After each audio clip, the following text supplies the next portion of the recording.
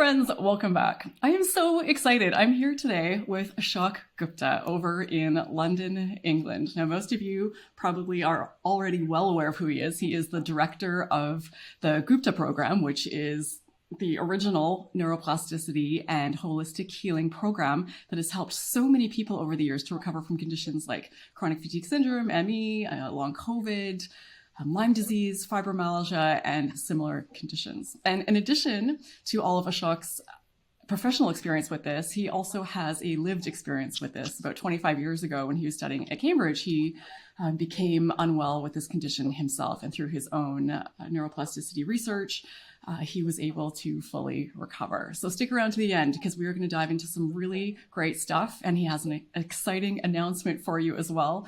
It's just such a great opportunity to have one of the world's experts on neuroplasticity here with us today. So Ashok, welcome. Thank you so much for doing this today. Yes, thank you for inviting me. Lovely to be here. I know a lot of people are probably aware of your program, but a lot of people probably or might not be aware that you also had your own personal experience with this. So I think it would be great if you could share a bit of that with us. Yes, like many of us on this journey, we started with our own challenges that we face. So I actually suffered from ME and chronic fatigue syndrome whilst studying at Cambridge. So I was an undergrad there. And I had gone to India, got some kind of virus, and I came back and typical story, I started feeling better from the virus itself, but actually my overall health started going downhill. I started feeling worse and worse and worse, to the point at which if I opened up a textbook, I couldn't even read the words on the textbook. And if I, tried to do any kind of exertion, I would feel much, much worse. In my worst moments, I had to crawl to the bathroom. And the worst part of it was I would see doctor, expert, this person, that person, and they would all say, there's nothing we can do. We don't know what you have. We don't know what to even to call it. There's no obvious treatment, and you might have this for the rest of your life. And that's it. And it really was, as a young man, a brick wall in front of me. And I remember in my worst moments, I was almost suicidal. And I said to myself, I said to the universe, if I can just get myself even 10% better, even 20% better, I'd met so many other people. If I can just get myself a little better, I will spend the rest of my life dedicating myself to this condition and trying to help so many others, because there is so much suffering that people are enduring with these conditions. And that was the contract that I made with the universe at that time, that is my promise to help people with this. That is amazing. And I know that your program has helped thousands of people over the years to get their lives back. These conditions are so horrific, and for so long, people have felt stuck and trapped and hopeless. So I think this is just amazing. And I was smiling as you were saying that, because it's very relatable. Because when I was, in my worst and at my sickest and feeling really hopeless, I made a similar contract with the universe. I said, just you don't have to heal me. Just show me the way. Help me find the path, and I will do everyththing I can to spread that information once I'm out of this. And it's just and that's great. There's people like yourselves who are really the lighthouses for other people to be able to come to this and really understand different ways of healing. And so in my story, I then researched a lot of brain neurology, a lot of physiology, trying to just work out what happens, and then managed to get myself, or certainly in a very ad hoc way, practice with my brain on the periphery of consciousness. So this really was, before there was any brain retraining programs out there, this was really me experimenting and trying to understand what was going on. And I managed to get myself 100% better, and then published a medical paper. So this was in the late 90s. So my medical paper was published online in 99, and then in a medical journal in 2002. And then I set up a clinic in 2000 to then support others with these types of conditions. And then obviously we were first to publish a neuroplasticity program in 2007, and then have evolved it from there. So it's been a real fascinating journey for me in terms of understanding myself, and then how we can support other patients with these conditions. I'm so glad that we have things like this to get this information out now, because for far too long, it was really hard. So as you're talking, I'm thinking, this could have helped me. This could have helped my mother, who also had this years and years and years ago. And so many of us are lost for a really long time when there are things out there that can help us. We just don't know what they are or how to find them. I know a lot of the people who watch this channel are currently facing ME, CFS, or long COVID or something similar. And there's so much talk about brain training and neuroplasticity. There's just no avoiding its impact on recovery. It's just getting hit in the face with it over and over and over again. So can you explain a bit about what this is and why it matters to people who are facing these sorts of conditions.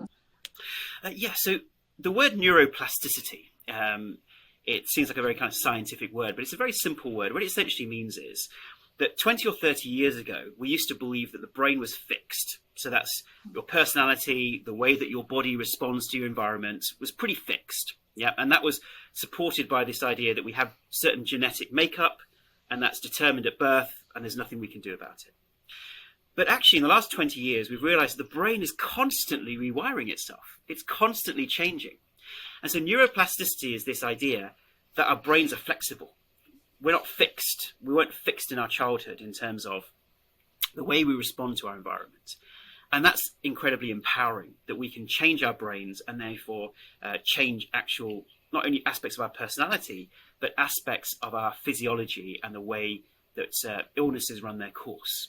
I think this is one of the biggest things that's brand new information to so many of us, because we think about the physical symptoms in our body and don't understand what that has to do with our brain and how working with our brain can impact how we feel physically in our body. So how is that happens? To answer your question properly, what I'd love to do is talk about the overall hypothesis of how does the brain impact on the body and what are the connections there. And I think that will give a good basis for people to understand this. So the way I like to describe how the brain influences the body is imagine that... are you a fan of Game of Thrones by any chance, or fairy tales, let's say? Definitely. Yeah. So imagine you are Queen Raelan, and you are queen of your castle and queen of your kingdom. So your kingdom is your body, and you are the queen, and you are what we call the prefrontal cortex. So you are the kind of conscious, rational person who oversees your kingdom. Yeah. And then imagine that a virus comes along or a bacteria comes along. And in this scenario, that would be an invading army coming over the hill.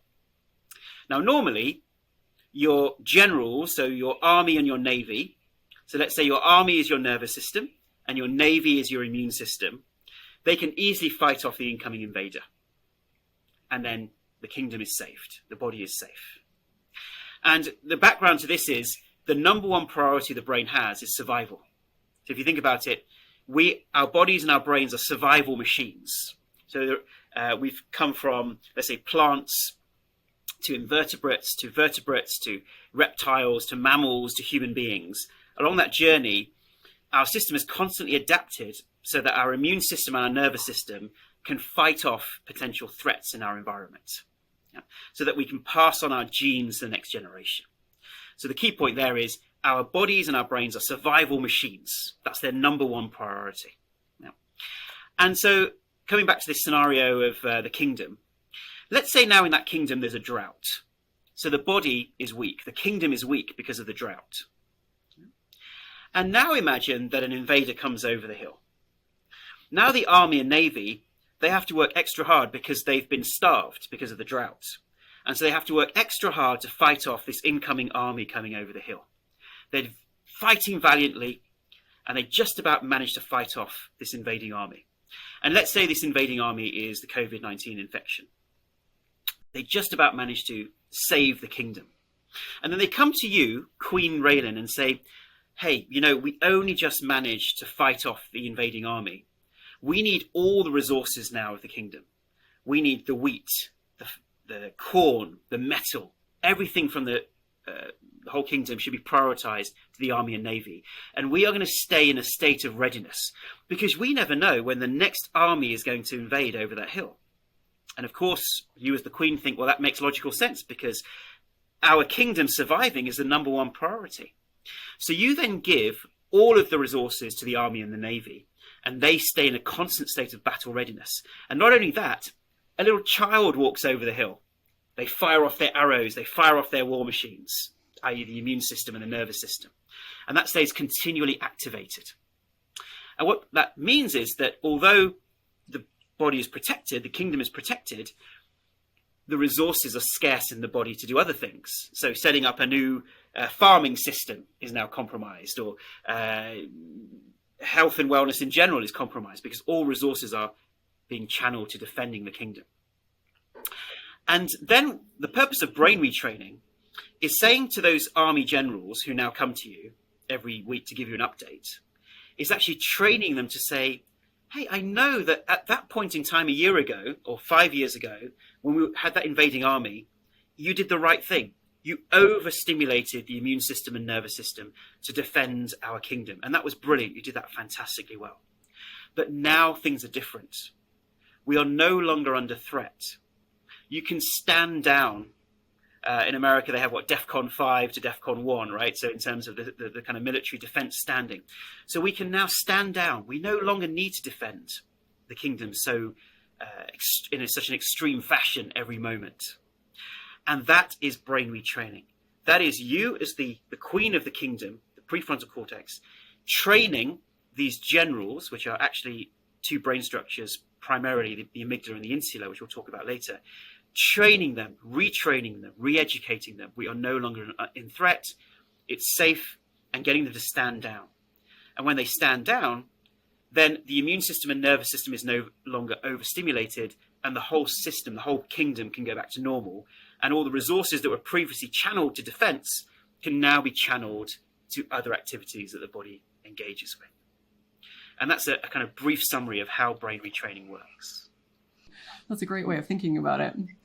A lot of people talk about, when they talk about their recovery journeys and they're doing brain training, they talk about things like mindfulness and meditation. So does that have something to do with brain retraining? Is it important, or how does it impact health? Yes. So some people confuse the two and think that because in our program we had mindfulness and meditation and breathing, that's the brain retraining. What that is preparing the ground for brain retraining. Because when our brains are stressed or overstimulated, it's less neuroplastic. So that basically means it's less rewirable. So imagine you have a channel in the sand, right? So at the moment, the water is flowing down the left-hand channel, which is the brain saying, I'm in danger, I need to overstimulate the nervous system and the immune system, causing all the symptoms in the body. So the water is flowing down the left-hand channel. But what we want to do is dig a right-hand channel and get the water diverted to a new way of being. That's the changing the neuronal systems, the cell assemblies in the brain. But the sand is quite hard.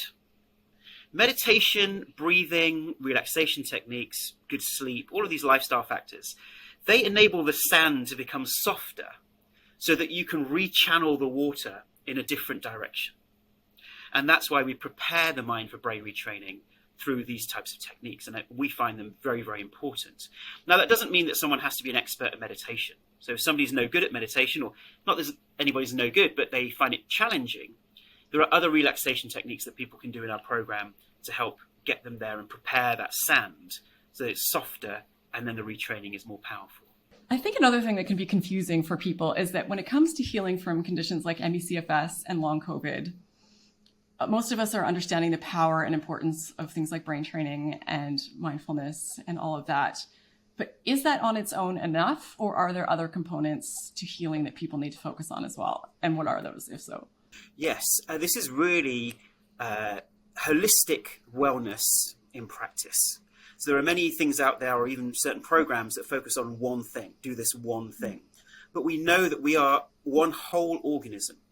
And I remember there was someone at my clinic who came in, and we talked a lot about her diet, her exercise, all these kinds of things. And we were treating her for anxiety.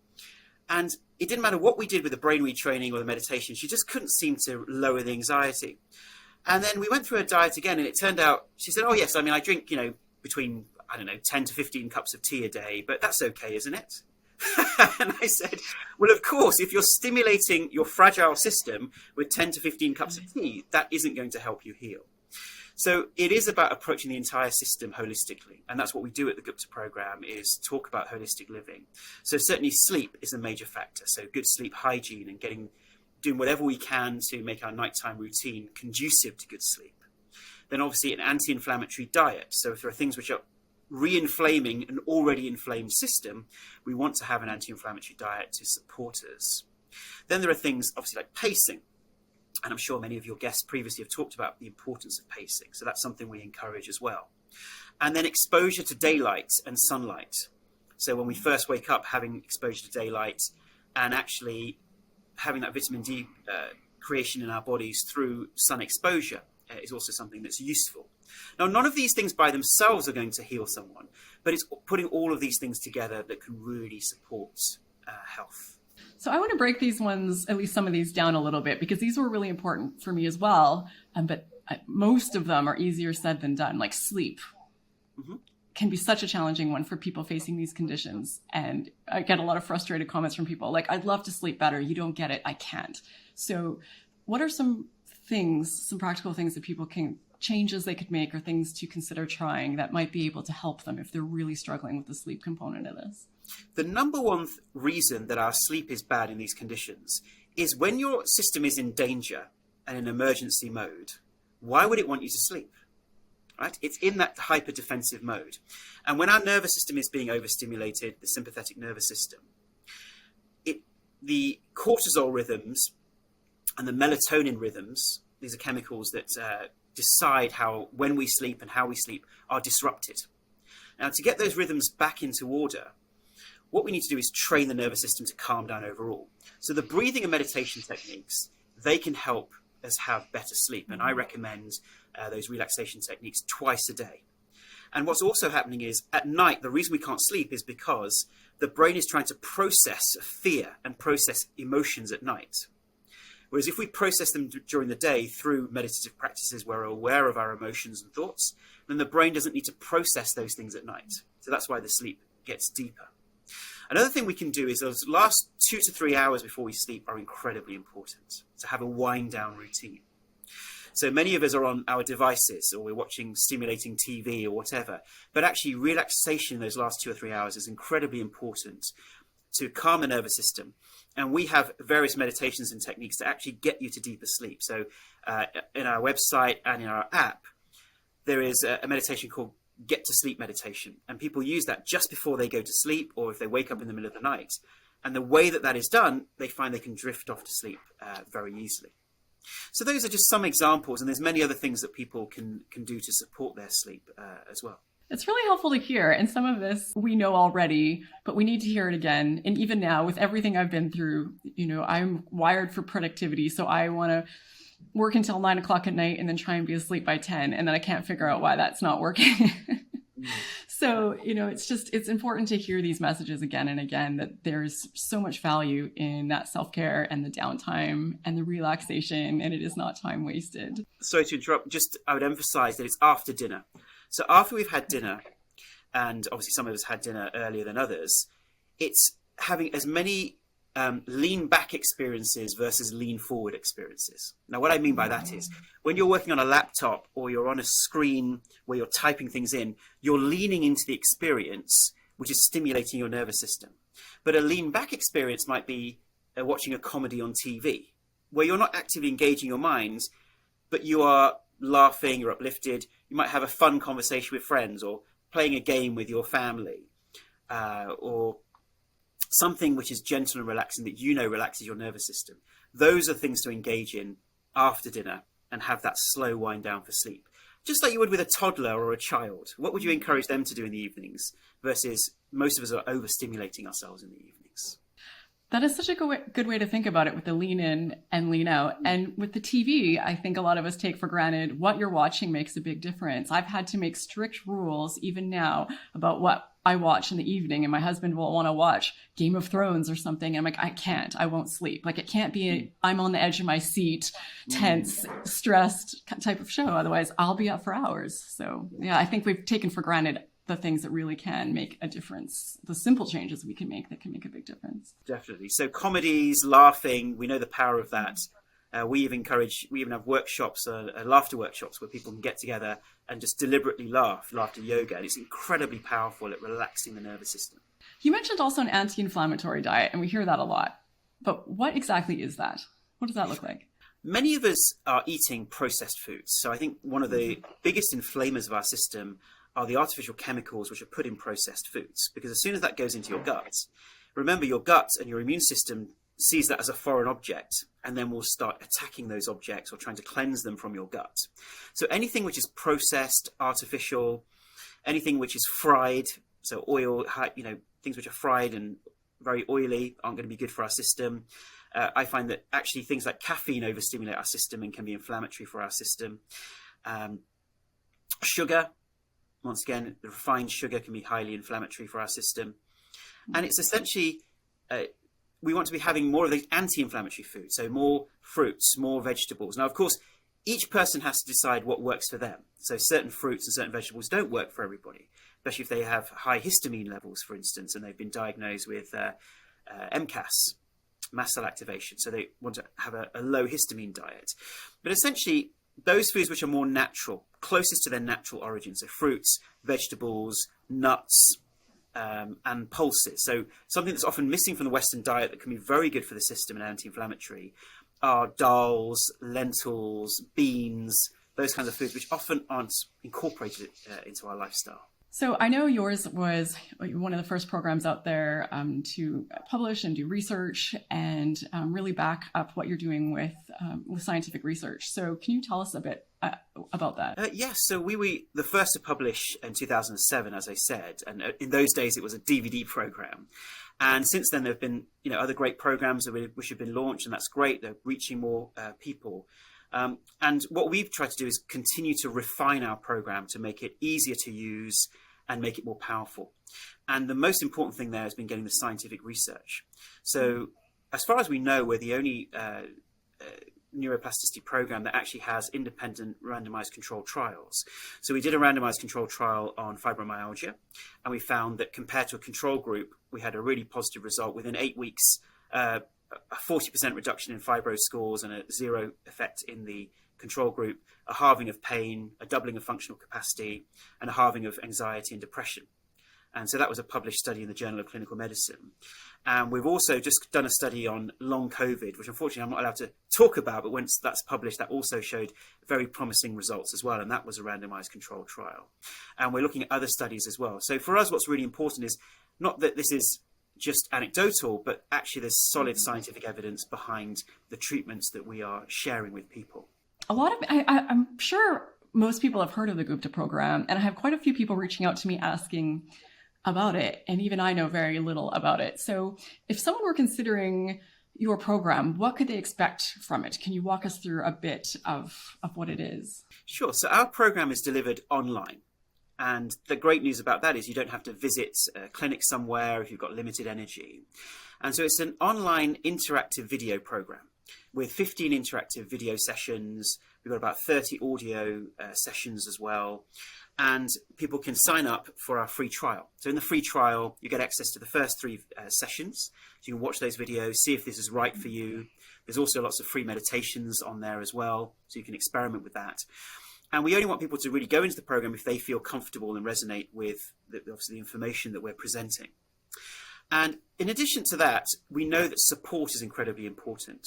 So what we're doing in the Gupta program now is we have weekly webinars with myself. So I present information. So you're not left on your own to do the program, but you have weekly webinars. We also have between 30 to 40 trained coaches around the world. So people can have one-on-one sessions to support their healing. And there's also a very a very interesting forum where people can exchange ideas, can get support from each other. We have a buddy program as well. So we're emphasizing this idea of social learning, that actually people get better when they are supported by their fellow retrainers, as we call them, and they're able to support each other through their healing. And as I just mentioned earlier, I mentioned the app. So exciting news is that we've just launched the new Gupta Program app, which is going to make it so much easier for people to engage with brain retraining. Because before, people had to go to a website and log in, and that's where they'd see the materials. But now, with one click, you get instant access to all the videos, meditations, but then also the brain retraining exercises. So if you're in the middle of the day, you just need a quick exercise, within 2 clicks, you're there. You can listen to the exercise, have me walk you through it, and then engage with the brain retraining. And all the forums and all the interaction are also on the app as well. So for us, we think that that's going to really help people incorporate brain retraining into their lives and make it much, much easier to engage with it. I was so excited when you first told me about that. I think it's incredible. Anything that's in an app form, I feel like people can integrate into their lives so much more easily. And people low on energy, they don't have to worry about managing large computers and heavy things. They can do it from bed. So yeah, I think that's just amazing. So for people watching, I know it can be overwhelming because there are quite a few programs out there, a lot of programs that incorporate brain training, and they can seem similar on the surface. So how is your program different from what else is out there? Yes, it seems like they're all very similar, but actually we feel that our program's quite different. So the way that we're different to other programs is that some programs focus on one thing that they do or emphasize, whereas we're far more holistic, and we think healing for the longer term requires a holistic approach where we look at lifestyle aspects, we look at meditation, and then there's the core brain retraining as well. But most importantly, some programs have a very boot camp approach where it's like, do this one thing again and again, and if you're not doing it enough or you're not getting well, it's because you're not doing this particular technique. And actually, it's far more nuanced than that, we find. So we don't have a boot camp approach. We have a much more compassionate approach of how you can integrate this into your lifestyle. And secondly, we feel it's all about not just getting well, but staying well.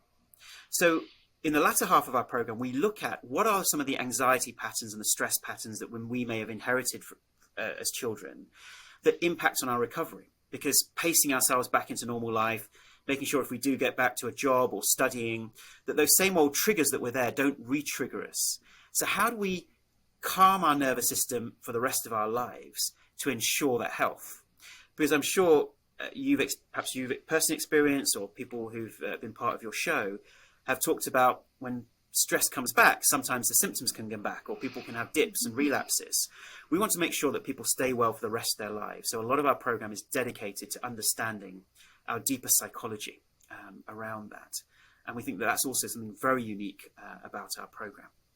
And finally, as we said, we were the first to publish, so we've spent a lot of time refining, getting feedback. And that's our constant mantra, is to reinvent the program to make it easier and easier for people to engage with it. And finally, as far as I know, we're the only program that offer a 1-year money-back guarantee on this. So you can use the program.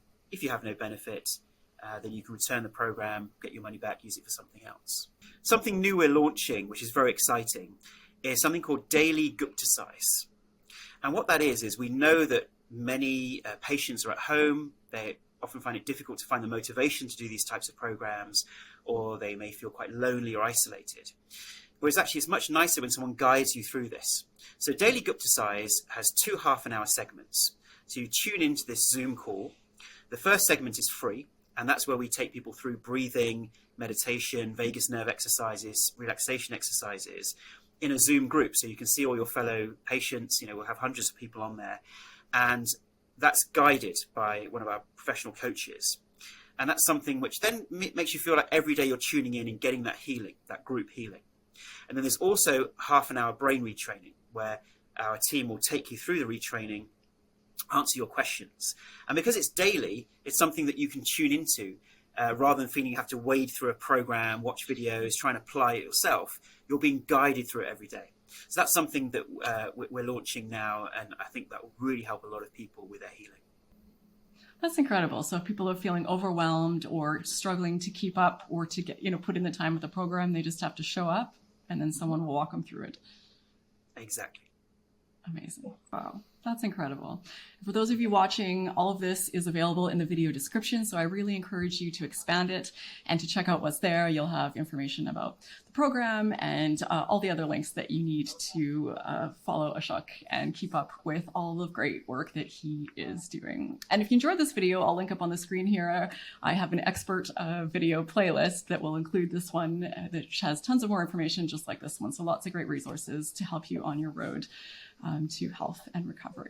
Well, thank you so much, Ashok. This has been absolutely amazing. I really appreciate your time today. I know other people will as well. Thank you, Raelan. Thank you so much for having me. It's been a pleasure. And to those of you watching, whatever you're facing, keep at it. You have totally got this. I hope you enjoyed this video. I hope you got something out of it. And as always, I hope to see you in this next one.